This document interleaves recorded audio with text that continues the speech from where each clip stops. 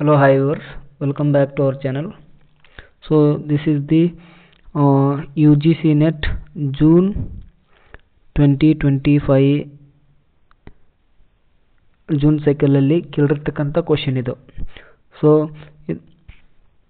Question ಏನಿದೆ ಅಂದರೆ arrange the level of Bloom's taxonomy from lower to higher order in the cognitive domain. So options ಏನಿದೆ ಅಂದರೆ analysing, understanding, applying, evaluating, remembering. ಇವನ್ನ arrange ಹೊಂದಿಸಿರಿ ಅಂತ, ಅದು ಲೋವರ್ ಟು ಹೈಯರ್ ಆರ್ಡರ್ ಒಳಗೆ ಹೊಂದಿಸ್ರಿ ಅಂತ ಮಾಡ್ರಿ. ಸೊ ಇದು ಜೂನ್ ಸೈಕಲಲ್ಲಿ ಕೇಳಿರ್ತಕ್ಕಂಥ UGC ನೆಟ್ ಕ್ವಶನ್ ಇದು. So Bloom taxonomy means different levels of thinking. ಇದು from easy to difficult. Bloom's taxonomy means different levels of thinking from easy to difficult level. So ಇದು levels from lower to higher ಇದೆ. So first one ನಮ್ಗೆ ಗೊತ್ತಿರಬೇಕು, Bloom taxonomy means different levels of thinking from easy to difficult ಅಂತ. So ಇದರಲ್ಲಿ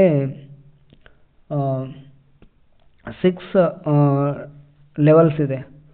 so first one ಏನು, remembering.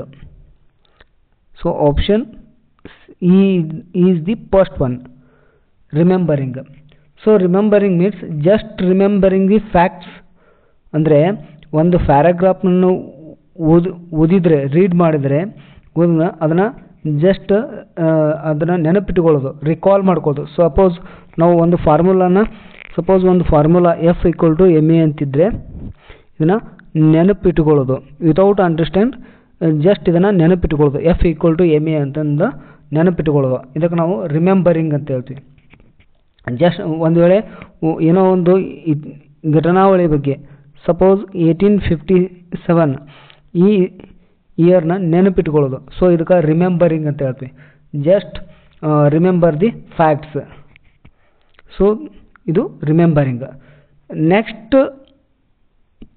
Next ಯಾವುದು ಅಂದರೆ understanding.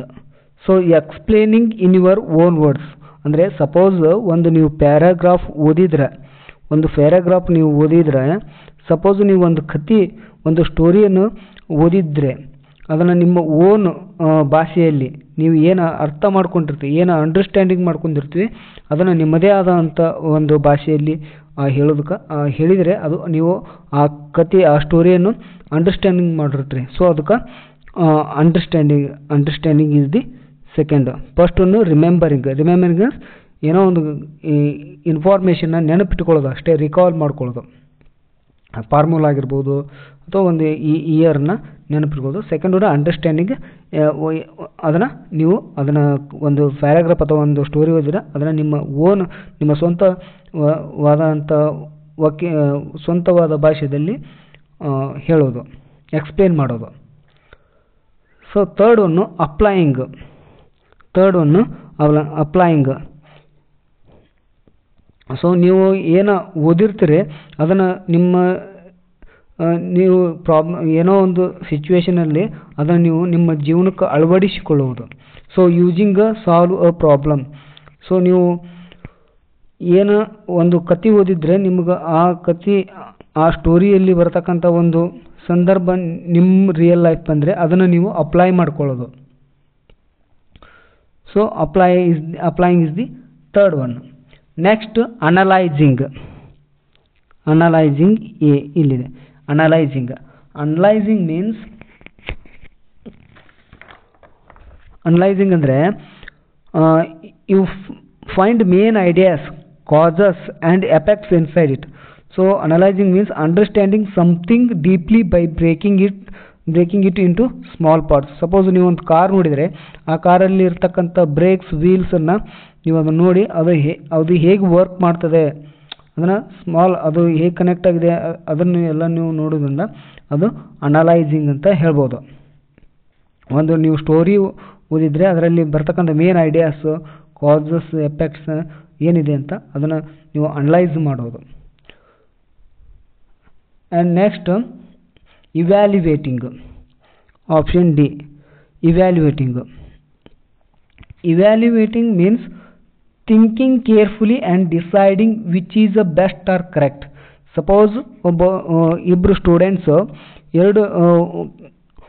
ನೀವು ಎರಡು ರೀತಿ ಉತ್ತರ ಬರೆದಿದ್ರೆ, ಎರಡು ರೀತಿ ಉತ್ತರ ಅಂದರೆ ಆನ್ಸರ್ ಬರೆದಿದ್ರೆ ಅದರಲ್ಲಿ ಯಾವುದು ಸರಿಯಾಗಿದೆ ಅಂತ ನೀವು ಡಿಸೈಡ್ ಮಾಡಬೇಕಾ, ಕೇರ್ಫುಲ್ಲಾಗಿ ಡಿಸೈಡ್ ಮಾಡೋದಕ್ಕೆ ಅಥವಾ ಜಡ್ಜ್ ಮಾಡೋದಕ್ಕೆ ವಿಚ್ ಈಸ್ ಬೆಸ್ಟ್ ಆನ್ಸರ್ ಅಥವಾ which is the best one ಅಂತ ನೀವು ಏನು ಡಿಸೈಡ್ ಮಾಡ್ತಾರಲ್ಲ ಅದು ಇವ್ಯಾಲ್ಯುವೇಟಿಂಗ್. ಸೊ ಇನ್ನೊಂದಿದೆ ಕ್ರಿಯೇಟಿಂಗ್ ಅಂತಿದೆ, ಇದರಲ್ಲಿ ಕೊಟ್ಟಿಲ್ಲ. ಕ್ರಿಯೇಟಿಂಗ್ ಅಂದರೆ ಇನ್ವೆಂಟ್ ಅಥವಾ ನೀವು ಒರಿಜಿನಲ್ ವರ್ಕ್ ಅಂತ ಹೇಳ್ಬೋದು. ಸೊ ಇಲ್ಲಿ ರೈಟ್ ಆನ್ಸರ್ ಒಂದು first remembering, second one understanding, applying C, and analyzing. So option 2 is the right answer. So ಇದನ್ನ ಸಿಂಪಲ್ ಟ್ರಿಕ್ ಏನಂದ್ರೆ R U A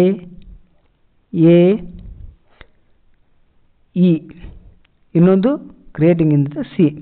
so R ಅಂದ್ರೆ remembering, understanding, applying, analysing, evaluating and creating. So trick ಇದು trick. So RUEEC ಇದು tricks. So ಇದು June cycle ನೆಟ್ಟಲ್ಲಿ ಕೇಳಿರ್ತಕ್ಕಂಥ question ಇದು. UGC net paper ಒನ್ನಲ್ಲಿ ಕೇಳಿರ್ತಕ್ಕಂಥ ಕ್ವಶನು.